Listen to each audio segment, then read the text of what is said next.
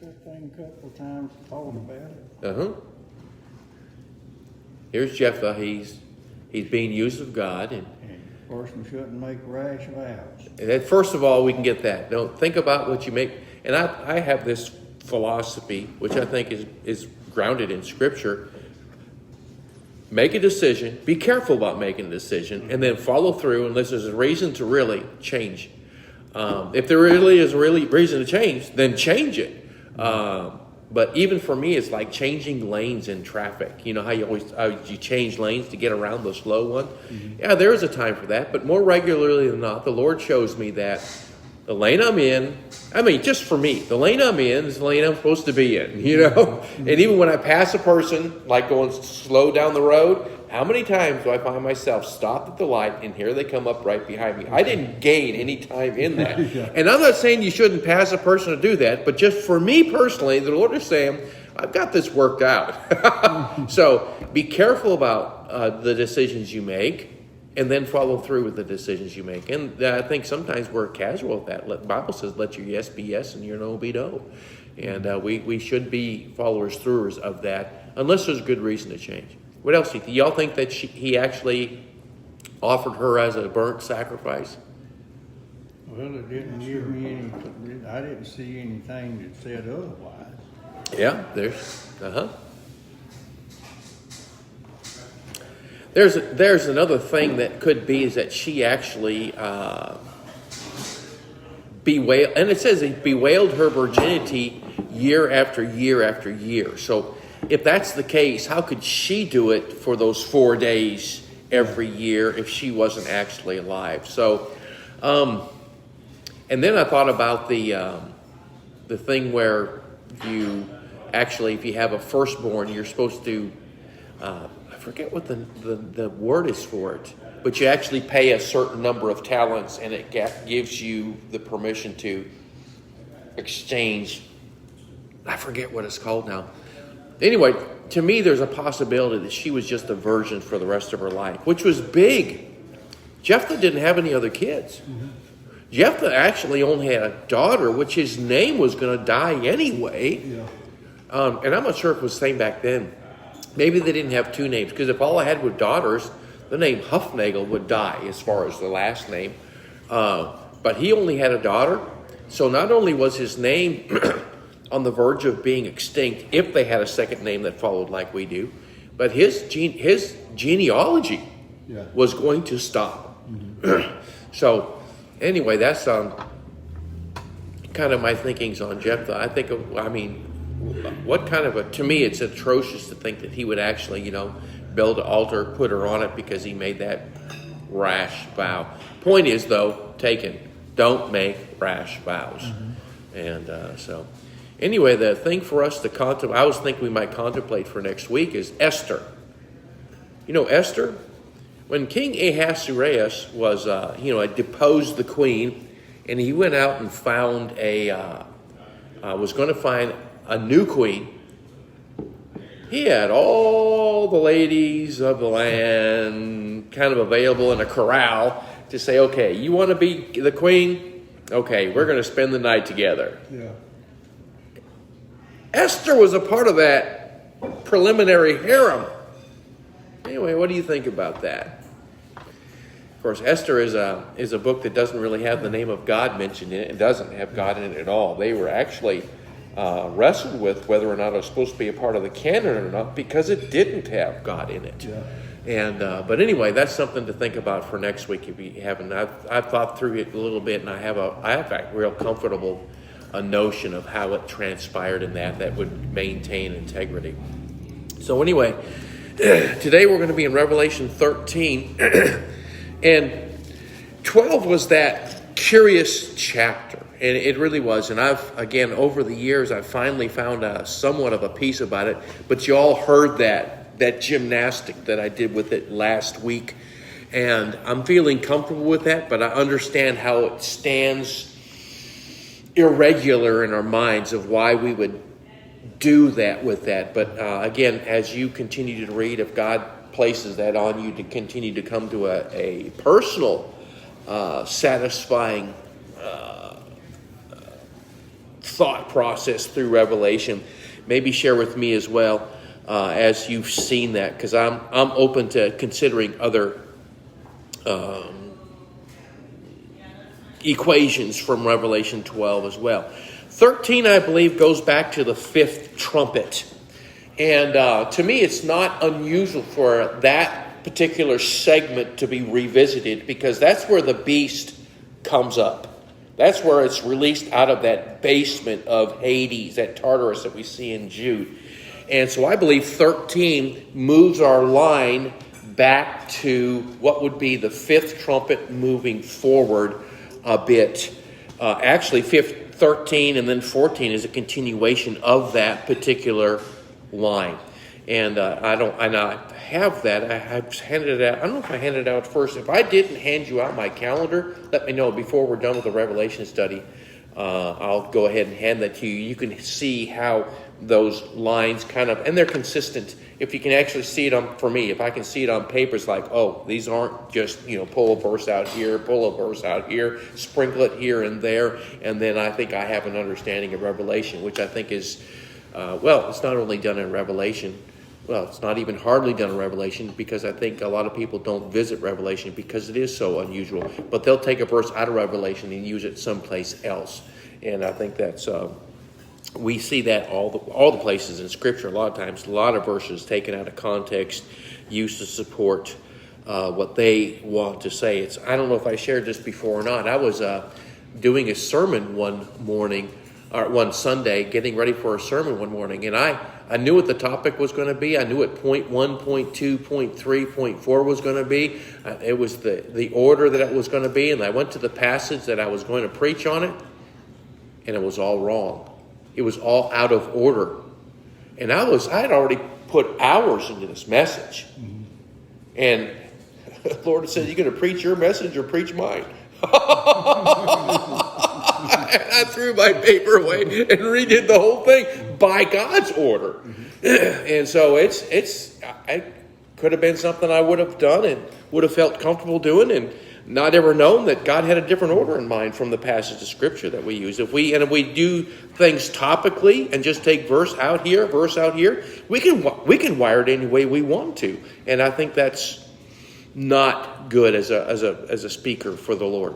So anyway, chapter 13, verse 1. And I stood upon the sand of the sea, and I saw a beast rise up out of the sea, having 7 heads, 10 horns, and upon his 10 horns 10 crowns, and upon his heads the name of blasphemy.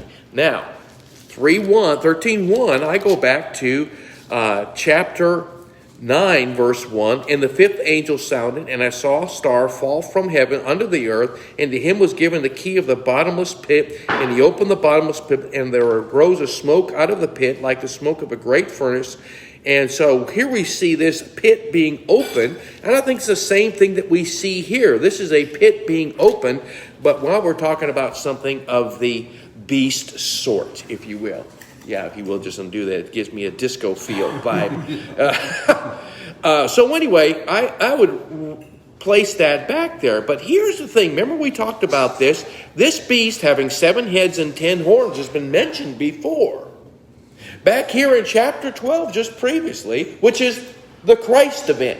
That's like almost 2,000 years ago. Well, right up to, almost, yeah, right, 2,000, it's almost 2,000 years. It's still not quite 2,000 years ago since the Christ, well, it is. If we're going to consider the Christ event to be the entire birth, life, and the rest of Jesus' life, we are 2,000 years since then. Because actually Jesus Christ probably was crucified around 30 AD. So we're not quite at 2030 yet. He was born around 4 BC. Yeah, that's what I've heard. And yeah, in that. So yeah. So anyway, we're in right about the 2,000 year range. So that thing that Satan was being described as back in Revelation 12 was back then, having 7 heads and 7 heads and 10 horns. But remember where the crowns were at.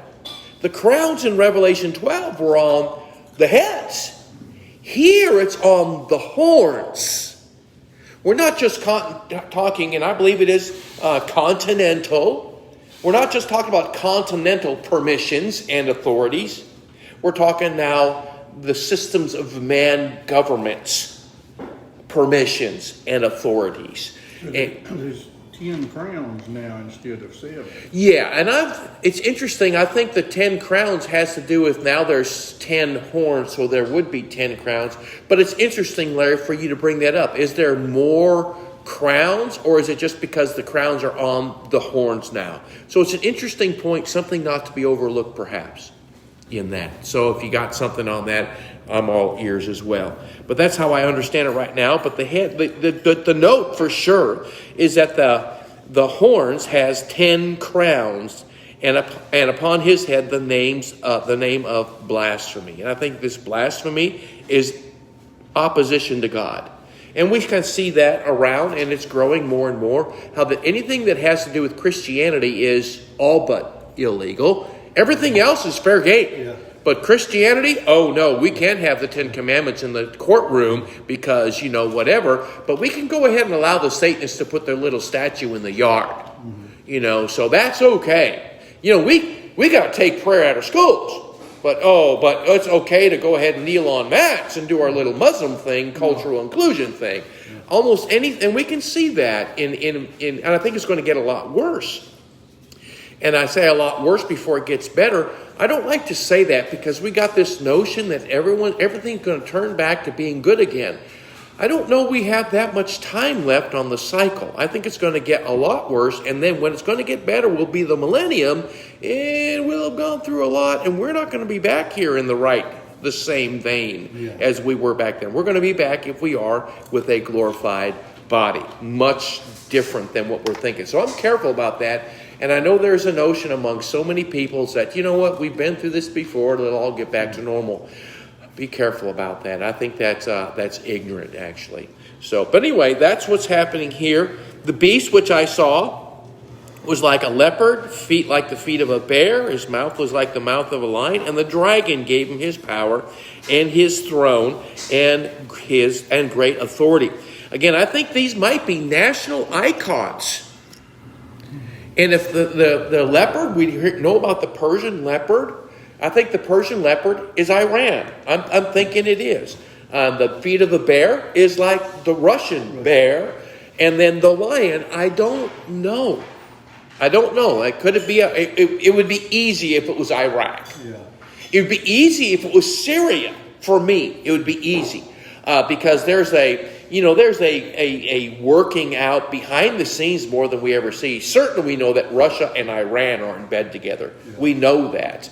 But who is Iran in bed with? Is it the fact that Iran's in the Iraqi area? I think that's where Babylon is. Babylon is going to be headquartered in the Iraqi area. And we did that. We opened up that to be a political vacuum. And I'm sure I would like to think that we did it for hope of those peoples would secure for themselves a government that would be by the people for the people. But it didn't happen that way. It just created a vacuum for someone else to come in and occupy. Yeah. And I think Iran largely has done that. And if Iran is in bed with Iraq, and I don't know who the lion is. I've thought about India. Maybe India is the lion. It's another world power out there who could join ranks. Maybe we haven't seen that union yet. And then we see the dragon, which is a part of this conglomerate. And the dragon, even though it's not quite linked today, and it doesn't seem to be, China seems to act independently, almost like it has throughout history. They've always operated in their own little vein of doing things. But there's a day coming when China will get intimately involved with these other three entities. Because the dragon, later on talking about the dragon has what we want, what we need. And that's kind of China written all over it. It talks about that 100 million man army, 100 million man army that's going to go out and kill a third of mankind. That has China written all over it again. They already have. They can muster up. They easily. Easily. Yeah. I think it's 10,000 times 10,000 and thousands. No, that's not it. It's I forget what it says over there in Revelation. Is it 100 million or 200 million? It might be 200 million. That's why I like to read it for sure. Where is that? It's They'll not be that. coming from the east with it. Yes. And so, let's see here. Number of the army were 200,000. Yeah, it was 200 million. So yeah, China, it seems it has the capability of China written all over that. So I still want to think that China is the dragon. And so we have these other three entities that are going to be in that conglomerate. And actually China, if the dragon gives power to this other entity, it's China that's pulling the strings on it. And which is actually manipulating or doing what Well, they in China, want. they have these dragons called so-called dragon families, white dragon, red dragon, and they run China and practically the world. I understand. Yeah, it might be. So watch for that. That's what I'm watching for. This agreement hasn't really quite happened yet. Like I said, I can see between Iran and Russia. I don't know who the lion is yet. I'm waiting for someone to say the lion is this because of blah blah blah blah, and it's like, okay, I like that, and I'll begin to let that saturate into my thinking as well. But I don't see the agreement between China and Iran yet. Now, if you want to say China was in an agreement with North Korea, I can kind of almost agree with that. Back then when they were doing a lot of things under the table. China going to be over Hong Kong and Taiwan, I got that.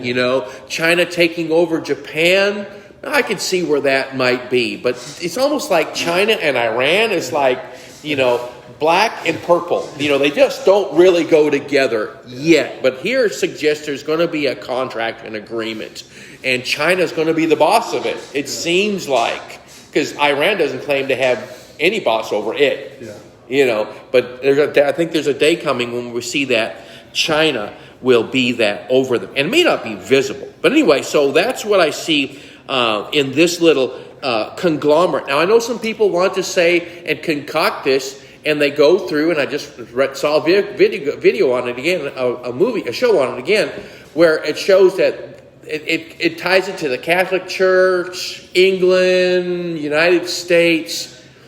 Again, we're not talking worldwide in that vein. We're talking about that Catholic Church that went through the European nations, planted itself there, Dark Age, etc., and then kind of moved over into America as kind of like a child born from that mess.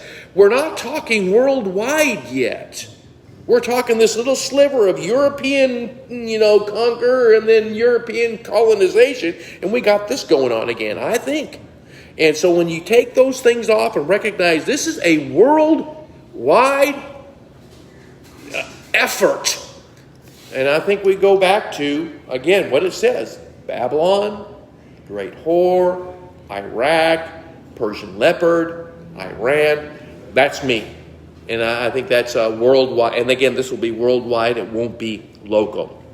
So I saw one of his heads as though it were wounded to death. And his deadly wound was healed.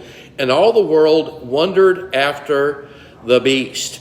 Now, this beast, again, has this control here. I know the old Revelation movies say that this person died and came back to life. I've rethought this a little. If you have an animal that has 7 heads and one of it got hit pretty bad, it doesn't mean the animal died. Yeah. And actually reading this, I would even be open to the fact that the one head that was mortally wounded or hit with this deadly wound might not have died from it, but should have died from it. You can be wounded in a deadly fashion and still recover from it, I think. So I'm just trying to break away from the mold that says this thing died and booba ding, oh, it's alive right now. And if indeed this 7 heads has to do with 7 continents, maybe there's a world power in a particular continent that was stopped short in its tracks, which could also be here. This deadly wound could also mean symbolically that it wasn't able to do what it set out to do. Something stopped it in its tracks. If this is the 5th trumpet, it's only 5 months long. We see that in Revelation 9. So this isn't some indefinitely long thing. It's only something that transpires over a 5-month period. Go ahead, bro. No, I was Okay, but that's what we see. We can go back to Revelation 9 and see a different cross section. That's when the locusts come out, and it seems like it's helicopters, and they're spraying out this stuff over the people, afflicting them for 5 months, but not killing them. That's what this is about. This is when this wound happens. Marked where the dead bodies are. Is that what's talking about there? Does that talk about maybe nuclear weapons? Well, actually, now I'm not sure what you're talking about. The sixth trumpet is when 1/3 mankind dies. Yeah. But the fifth trumpet, no one is allowed to die. They're just afflicted by an incredible, painful, sore, whatever they're calling out. So I'm not sure if I'm on the same page with you on I that. can't remember where about stat, and I need to read through it again, but where the bodies would be, where they die, to be marked. And it signifies to me that nuclear weapons may be used. Radiation. Huh, interesting. Maybe. I know in Revelation 11 it talks about them being laid in open graves. But I'm trying to think. When you find it, I'll go back. Go back and look it up. But just kind of bring context into this thing, this wound as though it was healed. And I think the healing happens when the sixth trumpet starts. And maybe it was healed. It's able to do what it wants to do now. This is a beast we're talking about here. I'm not sure if it's probably not a real beast, but something that symbolically describes what's happening worldwide, politically, in a controlling fashion kind of a way.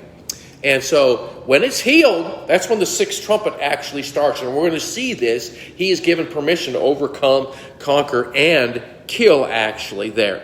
So it is healed, and the world wondered after the beast.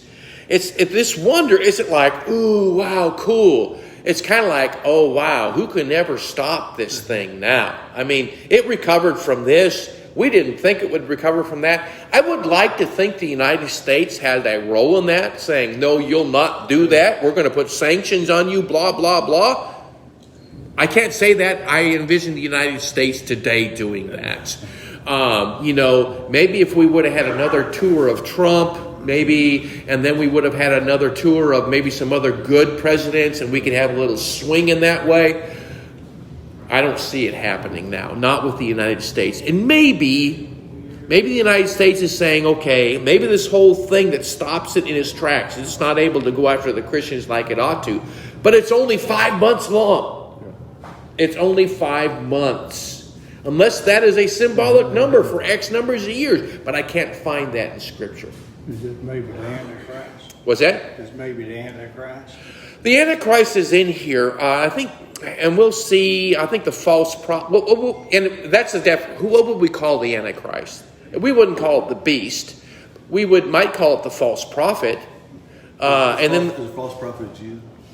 Don't know that. It's a good question. Some people have suggested that it might be, but we'll look in the context, see if it might say that. I don't know that I've been led to say that yet on that, but we can look and see if there's clue into that. Because some people said, what a deception, that it would be a Jew to come and be persuasive and all those kinds of things. So maybe, I don't have any reason to throw it out, but I really don't have any reason to include it either. So anyway, that's what we see happening here, and it's kind of interesting how that might flesh out. We will be here for this. We will be here for this. By the time we get to the end of 10, we're caught out. We're not at 11 through 18. We're not going to be here on the earth anymore. So we're still here as a church during the church age.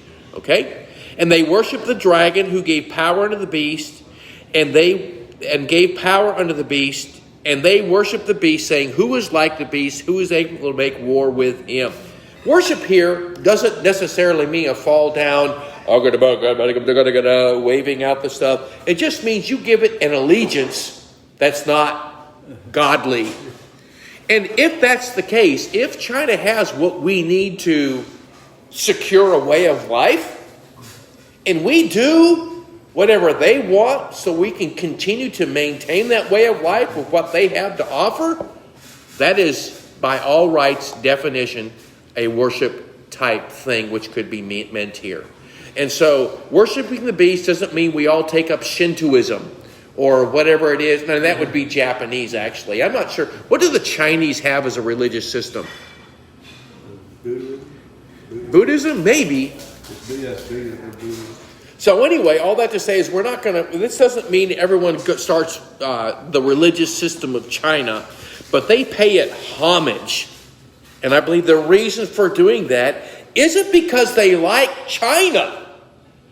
It's because, and I say China, I keep saying China, let me say the beast. It's not because they like the beast. It's because they like what the beast has. Because later on, we're going to see that they don't like what the beast is manipulating them to do. But they're still doing what the beast wants them to do because they like what the beast has for their way of life. And so don't think that this is something necessarily they're all liking. I think there is going to come a time in the final 3.5 years when the Christians are being persecuted to death, taken to prisons, just off the radar. What happened to the Christians? There's an open spot behind the jail where some of them are dying, and they're just throwing them out there. I think there's some non-Christians who don't like that. They're not saying much about it, but they don't like it. If I say something about it, I might get thrown in there too, so I'm not going to say anything. If I say something about it that I can't go to the store and buy some stuff as easily as I could, I'll be marked like that. I'm not going to do that, but I don't like what they're doing. And so there will be those people who will be sympathizers, I believe. So during this time, it's not like the entire world is like, everyone is out there looking for a Christian in a hateful way, but maybe they are doing it in a legal way. So, yeah. So, they worship the dragon who gave power to the beast. Again, and the beast is the triumvirate here, and the dragon, of course, is China. And so I may have misspoke there. They worship the dragon who gave power to the beast. Again, this is where we see the dragon is giving power to the beast. This triumvirate, which is the leopard, bear, lion thing, is getting the vote of approval by the dragon. It says, okay, you do what they say, and then I'm giving it power, and I'm giving my stamp of approval on this triumvirate right here. And that's what we see happening here. And again, that's something I don't see happening yet. China doesn't do that. China's it's kind of mysterious what China is actually doing. If they were to take up arms and go to war right now, no doubt they might win the world war because they're pretty capable and they ain't stupid and they're disciplined, And if you're not disciplined, well, we'll beat you into submission. That's their life over there. And but they're not doing it right now, and I think it's per God's plan. Yeah. But when that day comes, they're going to respect the firearm. It says, who's able to make war with him? And this beast, not make war with the beast, but because China the dragon is a part of this as well. Because if it's not China, then to say China when it says dragon is inaccurate. And that's what I want to refrain from saying in that. But I do think it's that. Okay? And there was given unto him, this beast, a mouth speaking great things and blasphemies. And power was given to him to continue. Now you know why we're in the sixth trumpet. It says 42 months. Now, see, that's the clue that puts those jigsaw pieces together. It's the 42 months. We've read about the 42 months, 1268 times and a half a time in before, and it was always about the sixth trumpet. That's why I say here, the wound is healed. We've moved into that 42-month described period of time. And when you think of the 42 months, it's 3.5 years. If we're going to go back to Daniel, the 70th week of Daniel that Jeremiah actually wrote about, that 70th week of Daniel, it's split in half. We see that it's suggested in Daniel, not in this great big chapter full of verses way. It's suggested there, and it's like, okay, it's there. You can't really get around it. So this 3.5 years is either the first half or the second half. And if it's the second half, what happens right afterwards would be the millennium. So that's what we kind of look for, whether it's the first half or the second half. Here's another note. If it's the second half, church age is over. And we're getting some more details in here in this Revelation book, this New Testament book for the church age, that we're getting more details, which we do on occasion, which would be after the church age is over. So I might say that this is going to be the first half, unless there's a reason to move it to the second half. But I think it's certainly the first half. Certainly since we see the fifth trumpet suggestion in the first part of it, we don't just jump to the second half of the 70th week of Daniel. Does that make sense? Okay, so I'm suggesting this is the first half. I'm suggesting this is what we saw in chapter 11, where they were 42 months and those two prophets were out there speaking and doing. I do think this time isn't an effort of worldwide evangelism at this time either. It is a focus of God on the church to be prepared so it would be a bride ready for the bridegroom. And Ephesians 6 tells us that. A bride washed by the water of the word. And I think that intense period of time is going to happen during the sixth trumpet. And again, trumpet isn't a word that's used outside except the message of God heeded by the elect or heard by the elect or offered to the elect. The time of sealing, that is the time of salvation, and the time of the seals are over once you move into the trumpets. And so all those things move me to those kind of, and I don't want to say conclusions like done deal, but kind of moves me in that direction. Now, I do believe there will be exceptional cases where there will be individuals who perhaps aren't gathered, that God does bring in and God does bring a repentance to. But largely speaking, the time of evangelism will be over during this time, except within the church gathered. How then after the church age is salvation? Will it be available to? Nope. So it's not going to be available. So there's no way a person could be saved or go to heaven at that point. I like to say it like this. You know how God operated in the Old Testament? Uh-huh. Securing a people unto himself, identifying a people unto himself, working with a people unto himself. That's what's going to happen after the church age is over. Back to that way. Oh, back to that. Yeah, so we know that Rahab was saved. Yeah. We know that Ruth was saved. Maybe Balaam's donkey, Balaam was saved. Maybe. We know that Job was in there somewhere. Yeah. But boy, we're just, picking out needles in a haystack. Thief on the cross. Thief on the cross was saved, absolutely. So we see, but again, that's why I go back and say, will nobody get saved? Not like we're thinking about today where everyone's out there and everyone has equal opportunity. No, God is going to, even the 144,000 going out, I think they're selectively going to the Jewish peoples. And maybe like Jesus was going on to the next Jewish town, and here comes this lady with a daughter who's vexed with a demon. I'm not going to give my bread to the dogs. And there she actually, I believe she got saved. That she demonstrated God had chosen her, is what I would say that with her. I believe that's how it's going to go back to operation in that way. Today we think, and we are in that age, our coming out of that, where every kindred, tribe, nation, tongue, go out and shall, go tell, make disciples of all nations. But when we come to the end of that, well, it's the end of that, Well, yeah, I was thinking about that because it's like, ever since the fall of man sinned, God's been on a salvage mission to save with the Jews and then with the church. I just wondered if you had something after the church. The only thing after the church, I would call it the New Old Testament. New Old Testament. Yep, and it's going to go back to that, and it will end there. And God makes these statements through scriptures, the Old Testament and New Testament. Everything I told the Jewish peoples I was going to be for them, all the promises I told them, I'm going to do it. Yeah. And it's going to be in the millennium. That's when he's going to do it. And he's not going to do it because the Jewish people behave so well. He's going to take out their heart of stone and give them the heart of flesh. And to come back and say, God, we didn't deserve this at all. Which is real unusual to a Jewish people because they think they deserve a lot of things. And God says, no, you deserve nothing. And they're going to be humbled in that when the millennium starts. Because they reject the cornerstone. Reject the cornerstone. And when he comes back, it's like, we rejected him. Yeah, exactly. So yeah, that's what I see happening in that. So, but here's the 42 months. So that puts us in the sixth trumpet. And he opened his mouth in blasphemy against God to blaspheme his name and his tabernacle and them that dwell in heaven. So this man is just railing out against anything that God is in his people, where they worship, even into heaven.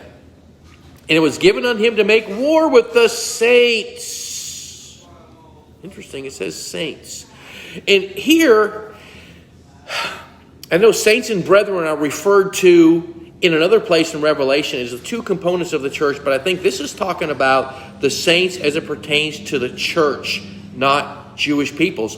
Also note, if this is happening here, this is when the peace treaty with Israel is in existence.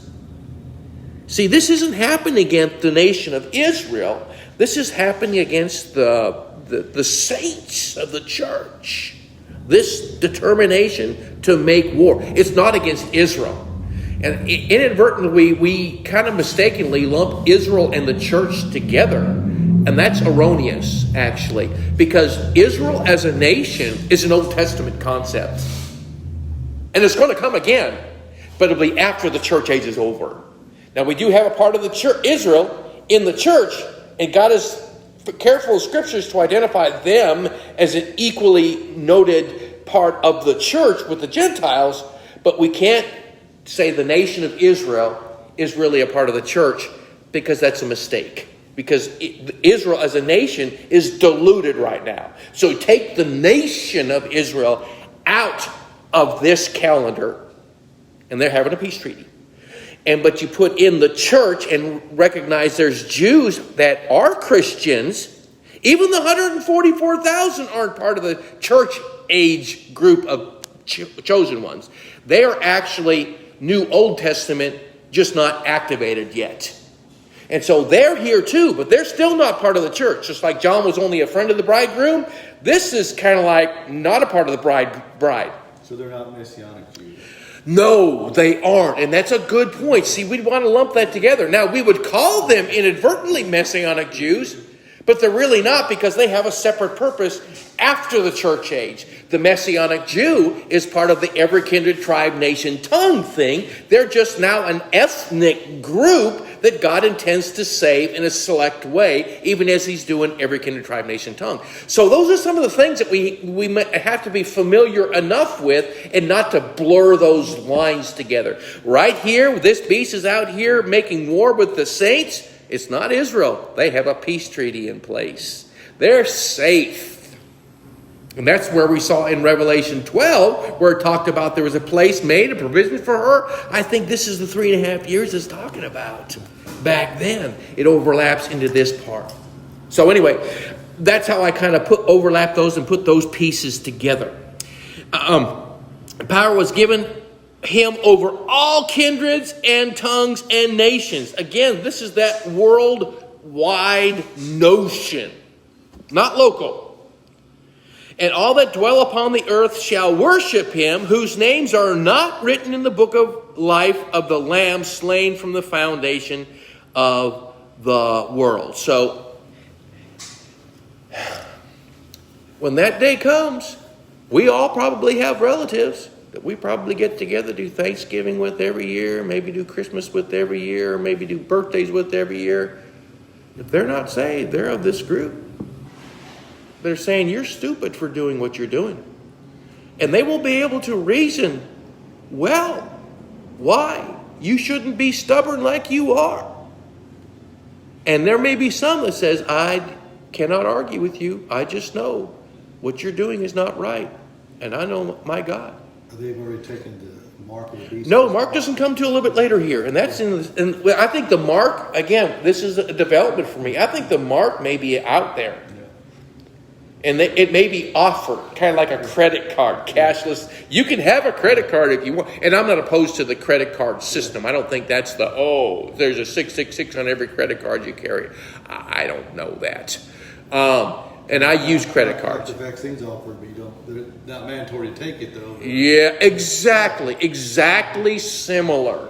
It's going to be offered. It's going to be urged. And look at the world and the way it's manipulating people's minds today. They're going to do that. It's not going to get better. It's going to get worse and worse and worse. And we're already looking at the fact anything that's truth is really starting to be considered conspiracy.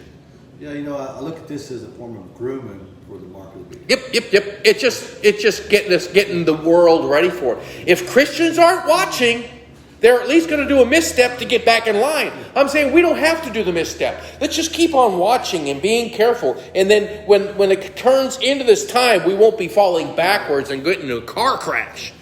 We can know if we will listen and pay attention. And I don't think everything's able to be seen yet, but we need to stay watching. And so anyway, these people will dwell on earth. Anyone whose names are not written in the Lamb's Book of Life. Anyone who is not saved are going to think of you as foolish, ignorant, stupid, brainwashed, whatever you call it. And sometimes you can see that today when you bring up things of Christ. If any man have an ear to hear, let him hear. You know what I think this is interesting here? Remember every one of the churches? It had a similar statement. If any man has an ear to hear, let him hear what the Spirit says to the churches. I think this is an overlap to that. First of all, a time that reached out over the entire church age, but certainly specifically during this final 3.5 years when God says, I've got you gathered together. I'm going to attempt a special work in you for you who have ears to hear. Again, a little suggestion of an overlap in that. So, yeah. So anyway, he that leadeth into captivity shall go into captivity. He that kills with the sword must be killed with the sword. Here is the patience and faith of the saints. The patience and faith of the saints isn't successful in returning America to Christianity. It's enduring whatever is coming on them until the day they die. That's the patience and faith of the saints. And see, again, the premill pre-tribbers take this as saying, hey, we are able to rise up victorious and overcome this. And all that stuff is not for us. All this persecution stuff, martyrdom stuff. Interesting thing that just came into my mind. Remember when Peter was chiming on Jesus saying, you need to stop talking about this martyrdom stuff? And then what a lot of Christians do when we start talking about the fact that we might be going through the persecution? Oh, we ain't going to go through that. You need to stop talking about that. And Jesus did. Says we might. I think we do. Yeah. Again, for those people who don't think, again, I think there might be a shift of thought in this, away from the 70s notion of the Revelation stuff. But if you're thinking that this is all going to end, we're going to be out before any of this starts, what kind of adjustment of thoughts you're going to have to be when this stuff actually starts coming on you as a Christian? Where's the rapture? I thought we're supposed to be raptured out of here. This ain't supposed to happen on us. What an adjustment of thought. Yeah. So, we might say that he that kills with the sword must be killed with the sword. Who's winging the sword here? Who's wielding the sword here? Is it the Christian? Or is it the lost people against the Christian? Good question. I'm not as pacifistic as some are. I'd say not as pacifistic as I should be. And sinfully speaking, that would be correct as well. But the Lord has kept me out of some things that would be wielding the sword type. But I'm not beyond picking something up and pulling a trigger if I have to. And I don't know that's wrong. I don't know that it's right. It's like he that leadeth into captivity shall go into captivity. Evidently, they're opposing this. Yeah, so it may be that this is talking about the godless armies around us that are trying to kill the Christians off. And they are. They're successful in killing them off. So it may well be it's not about us here at all. But I do want to include it in the fact that there is a warning. He who lives by the sword will die by the sword. Well, it may be that we're trying to defend ourselves and that we wind up in captivity because of that. Yeah, it may be. That's where I pray, Lord, give us the ability to make your decisions during this time, because this will be a different time. I mean, right now we're protected by the law, aren't we? It's getting more and more risky anymore. But that's what I'm saying. The times are changing where, God, how do you want me to respond to this? Now it's illegal for me to read my Bible. How do you want? Well, we did that with the coronavirus, right? Okay, it's illegal for us to gather. God, what do you want us to do? Well, you can't use China virus either, so you might not want to be using China. China virus, interesting. So anyway, that's what we see. That's during the 42 months during this time. Here's where we see another beast. There's two beasts. I beheld another beast, verse 11, coming out of the earth, and he had two horns like a lamb, and he spoke like a dragon. I don't know what two horns like a lamb means. I don't know. One of my recent wonderments are the world, back in chapter 11, it says, chapter 11, it says, their dead bodies shall lie in the street of that great city, which is spiritually called Sodom and Egypt. There's two. And I know what they are. It's Muslim and gross sexual immorality. And we know it is homosexuality and everything else. We have those two, and they don't overlap. They're just kind of like side by side of each other. The Muslims don't like homosexuals either. And the homosexuals care less about Muslims. You know, they're doing their own little separate track thing. Is that what these two horns are? On this, the flavor of the world during this time, God tells us in Revelation 11, are these two horns a description symbolic of that? I've contemplated that. I don't know at this particular point. You don't have to leave yet. You got a minute. Just kidding. Yeah. I wish I did. It's good to see you, bro. It's good to see you, Bruce. Here, just recently, and this is new, someone suggested that this two horns on this lamb was a buffalo. I can't go there. It's way too far removed for me. I can't go there. But this two horns like a lamb and spoke like a dragon. Again, we see this dragon, Satan / maybe something from a China perspective. He exercised all the power of the first beast before him and causes the earth and them who dwell on it to worship the first beast whose deadly wound was healed. He does great wonders so that he makes fire come down from heaven on earth in the sight of man. You know, until recently, I didn't know how that was. Maybe God can give a supernatural ability to this entity. He can do that. But here just recently, haven't they been sending up a whole bunch of satellites to the sky? Who runs those satellites? Elon Musk. Was it? Elon Musk might, until they take it away from him. Yeah. Or maybe he's in part of this. I don't know. You know, they talked about laser technology from the sky for a long time. They can't quite consolidate it down enough to do something effective. It's too broad. But we're not there yet. Technology is still increasing. Could it be that this entity has control now of those satellites, and when he wants to, he pushes the button and that fire comes down from the sky?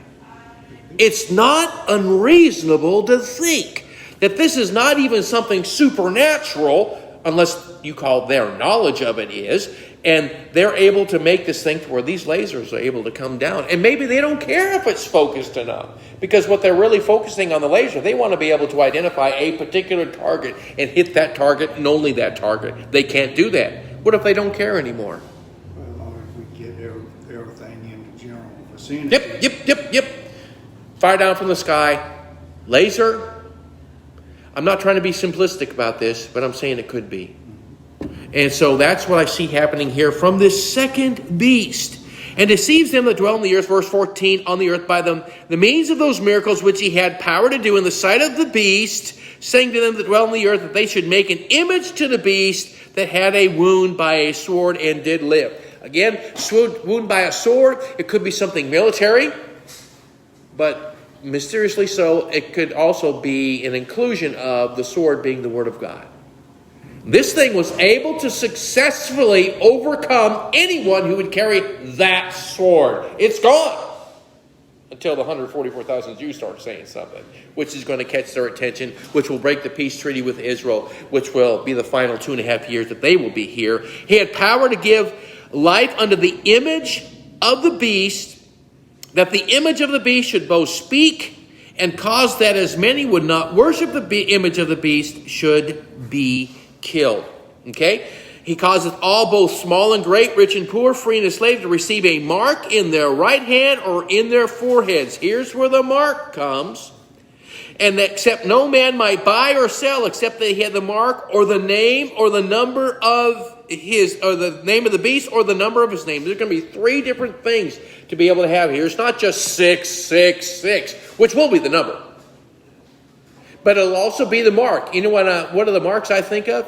They have those little square things on there with all that little printing on it where they just scan it and it tells you what it is. It could be a mark like that. You go into the restaurant and you use your phone or something. Yep. Take a picture of it so you can see the menu. It could be a mark. Any numbers of those things could be the mark, and that could be something that they have on their right hand or on their forehead. You know, how convenient is it just to walk? Here's a person who is in love with the world system. Why not put it on your head? I could just walk and I just won't even have to worry about pulling up my hand or taking my glove off. I can just walk. Well, look at the last year. You go into the doctor's office or you go into somebody's business, the first thing to do is look at your forehead and see if you got a fever. Mm-hmm. It's not unreasonable to think we're moving in that direction. But there's 3 of them here. Could be, I don't know what his name is. Don't know what his name is. But the number is 666. And the mark may be something like that that's picked up by a scanner of sorts. And that happens, I believe, during the 7th trumpet. Here is wisdom. Let him that understands count the number of the beast, for it is the number of a man.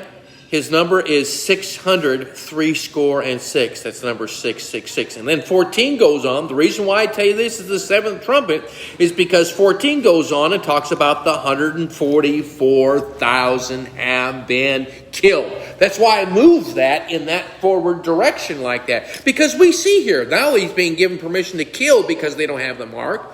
Before it was because they were talking about Jesus Christ. So here the mark now is mandated by threat of death. So there again is some working out of the details as we have more details to properly place these where they should be, or we hope thereby. And so that's what I see happening here. Again, it was kind of a relief for me that the mark of the beast would not be forced upon us, and it's not. And I think that's great. That what would certainly seal a person for hell is not being forced on us. And that was, for instance, how do we know what's in this vaccine that we're getting? I don't know. But one thing I don't want is to be in a situation where that's forced upon me. I'll almost go into hiding before I do that. I'll stop traveling. You can't go across state lines unless you've had a vaccine. Well, then I'll just stay in the great state of Texas, But, to have this stuff forced on us, it's like, oh my Lord, don't have that happen. But that's what we ask for the mark as well. The person who has the mark goes to hell. It tells us that. And so the God will make a provision for us so that we will not have to. So anyway, that's 13. And I feel pretty good about 13 and lining it up like we have as far as on the calendar per se. And so I don't know. Do y'all have any questions about that? No, but I don't remember you giving us a calendar. Okay, I might have only had a few copies, but I will get a copy because that's a nice thing to reflect on. And yeah, and remember, I don't want you to become a product of who I am or what I'm saying. I'd rather greater. You've been reading through Revelation. It's like, oh, yep, I see how that is. Yep.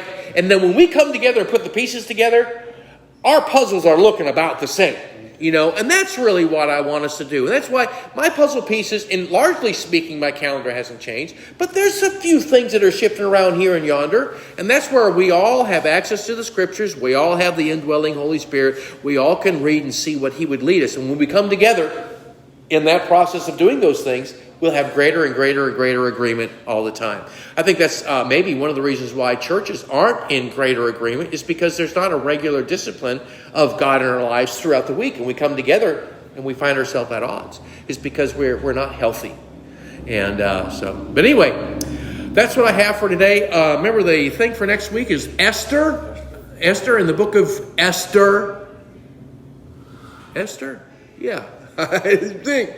And how that worked out, that she was also part of this preliminary harem of Ahasuerus as he was getting ready. And she actually ended up being queen. So anyway, let's pray and we'll